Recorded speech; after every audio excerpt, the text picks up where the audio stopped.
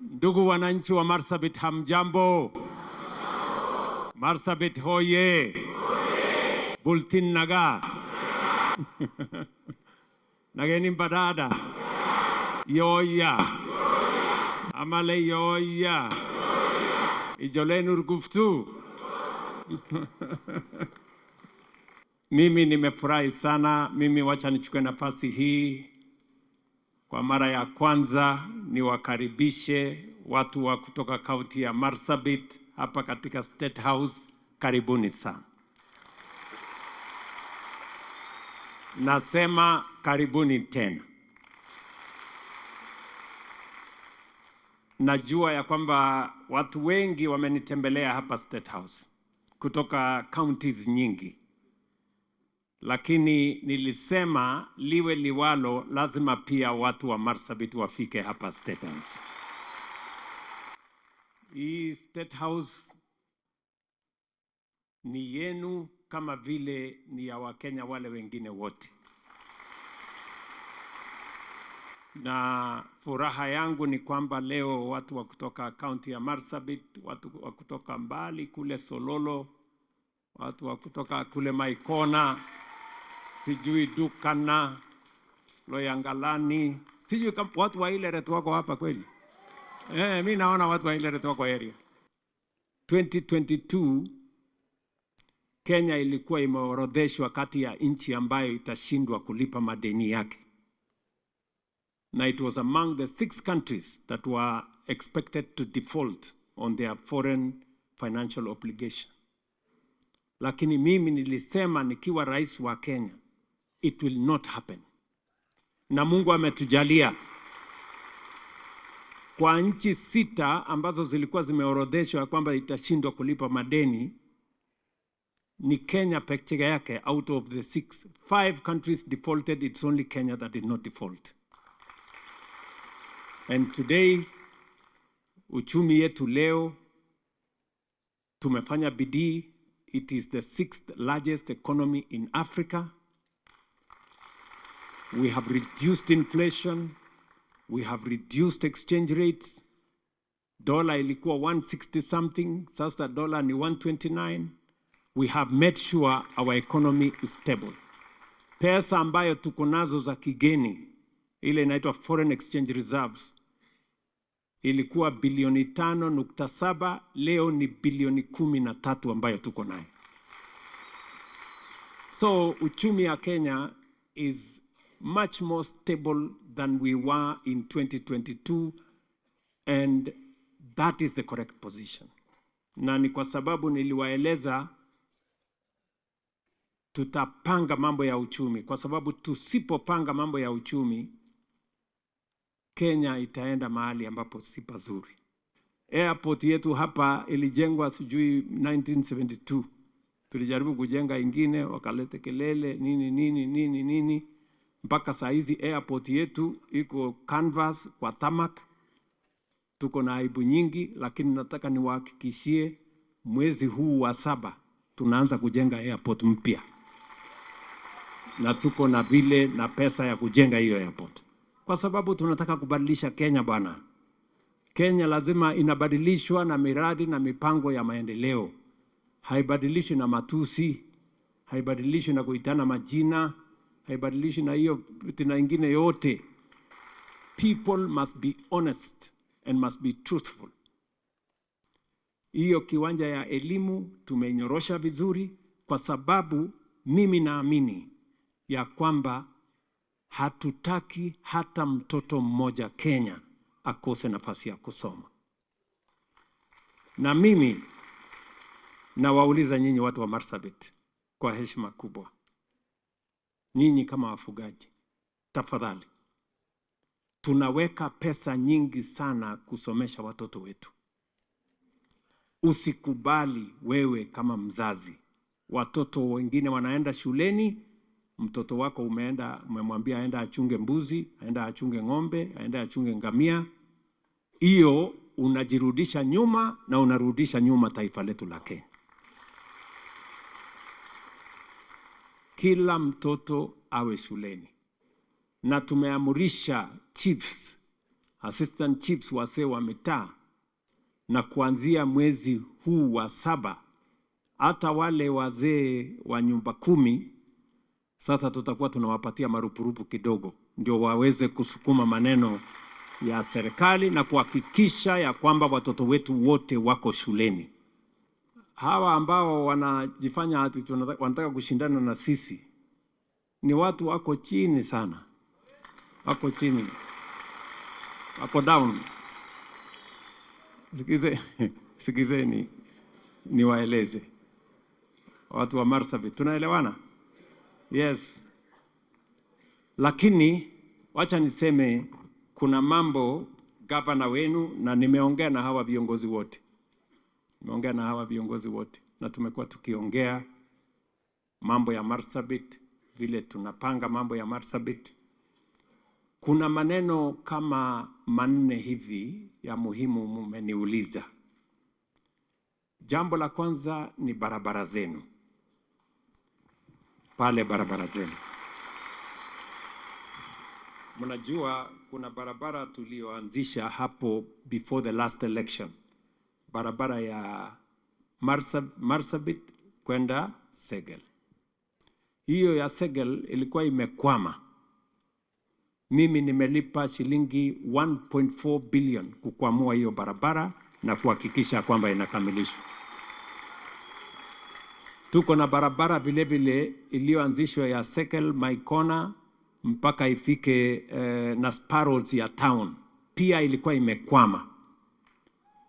Nimetoa shilingi 1.8 billion kukwamua hiyo barabara na kuhakikisha kwamba tutaikamilisha. Mimi nimefurahi sana. Wacha nichukue nafasi hii kwa mara ya kwanza niwakaribishe watu wa kutoka kaunti ya Marsabit hapa katika State House. Karibuni sana. Nasema karibuni tena. Najua ya kwamba watu wengi wamenitembelea hapa State House kutoka counties nyingi, lakini nilisema liwe liwalo, lazima pia watu wa Marsabit wafike hapa State House. Nataka niwashukuru sana kwa urafiki wenu, ushirika wenu, na kwa kura mlionipatia nikawa rais wa Kenya.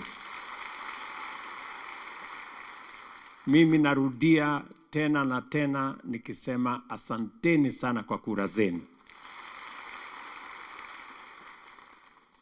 Na niwahakikishie ya kwamba mimi nitafanya bidii ili kura mlionipatia iweze kuwa faida kwenu na faida kwa wananchi wa taifa letu la Kenya. Na sababu hiyo ndio nimebadilisha mambo mengi. Nataka tu niwaambie mambo 3 ama 4, alafu niseme mambo ya Marsabit, alafu niwaeleze vile tutasonga mbele pamoja. Ya kwanza, mulinipatia nafasi wakati tulikuwa na matatizo makubwa sana ya uchumi. Tulikuwa na madeni kibao, tukawa na matatizo ya inflation, tukawa na matatizo mengine mengi. Lakini mimi nilikuja hapa nikaketi chini na wale ambao niliwapatia nafasi ya kushirikiana na mimi katika uongozi wa Kenya. Tukarekebisha mahali kulikuwa na matatizo, tukapunguza madeni ambayo yalikuwa yanakopwa kila wakati, tukashukisha maneno ya inflation chini. Leo nikisimama mbele yenu hapa, uchumi ya Kenya iko mahali pazuri kuliko vile ilivyokuwa 2022. Nilienda kuongea na watu wa EU kwa sababu kuna kitu inaitwa data adequacy ambayo tumekuwa tukiongea na wao, ndio tuwe na mpango ya kutosha kuunganisha Kenya na European Union Tumekubaliana na wao kufikia mwezi wa 9 hiyo kazi itasonga mbele. Kufikia Januari next year tutakuwa tumeikamilisha, ndio tupanue nafasi ya vijana wetu ambao wanafanya kazi katika mitandao, digital jobs, digital commerce, business process outsourcing. Ndio tuhakikisha kwamba teknolojia na kazi ambayo ya future, unajua ajira za siku zijazo itakuwa inategemea teknolojia, itakuwa inategemea sehemu ya dijitali, na Kenya haiwezi kubaki nyuma. So we have now concretized agreement between Kenya and the European Union. When I was there in Brussels, we have agreed on data adequacy, that this will go to the European Parliament in the course of this, the next 2-3 months, and hopefully we can clear it by early next year so that we can expand the opportunities in our digital commerce, in data centers, deploying technology so that we can create more opportunities for the young people of Kenya to work, including those from Marsabit. Mimi vile vile niliwaahidi ya kwamba tutabadilisha mfumo wetu wa matibabu. Pale nyuma matibabu ilikuwa imeanza kuwa starehe ya watu wenye wako na kazi, wale wako na ajira, wale wako na uwezo, ilhali kila mtu anakuwa mgonjwa. Ndio nikasema tunabadilisha mfumo wa mambo ya matibabu. Tunataka kila Mkenya apate nafasi ya kutibiwa. Pale nyuma kulikuwa na mpango ya NHIF. NHIF ilikuwa ni lazima uwe na kazi, lazima uwe na pesa, lazima uwe uko na uwezo wa kulipa. Leo nimesema kila Mkenya asajiliwe ndani ya SHA. Awe na pesa, asiwe na pesa. Awe na kazi, asiwe na kazi. Awe na uwezo, asiwe na uwezo. Kila mwananchi wa taifa letu la Kenya, katiba ya Kenya inalazimisha serikali kuhakikisha ya kwamba kila Mkenya anapata nafasi ya kutibiwa. Sio lazima uwe na kazi, sio lazima uwe na uwezo, sio lazima uwe na pesa. Ni haki yako kama Mkenya kupata matibabu. Na mimi nimefurahi, tumeungana na counties, tumeungana na wale wengine wote, other stakeholders. Leo wale watu waliokuwa wamesajiliwa ndani ya NHIF, watu 8,000,000, leo tumefikisha watu 31,000,000 waliosajiliwa katika bima ya afya.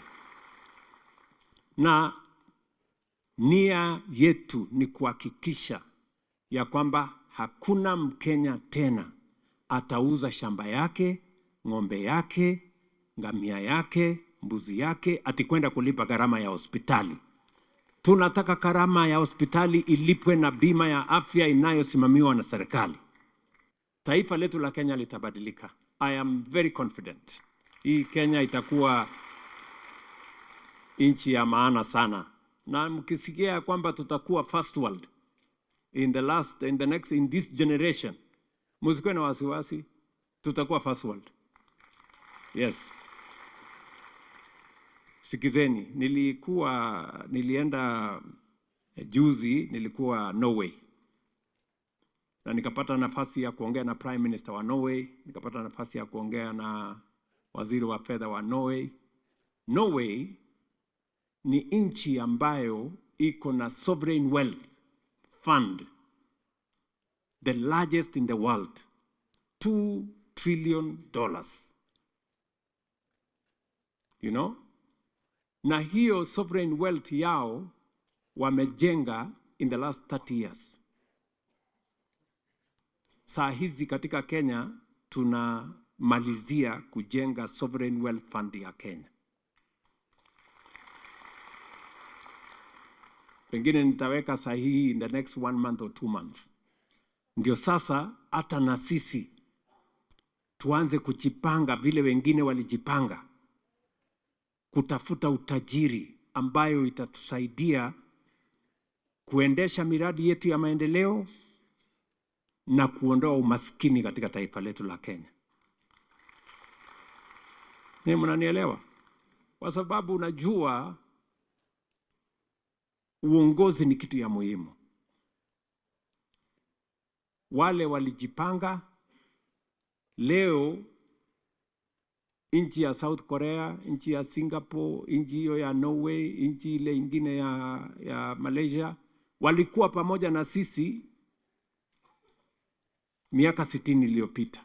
Leo wako first world, bado sisi tunang'ang'ana huku chini. Tofauti ni uongozi. So tukijipanga vizuri na tuamue mambo vizuri, hii Kenya tutaibadilisha.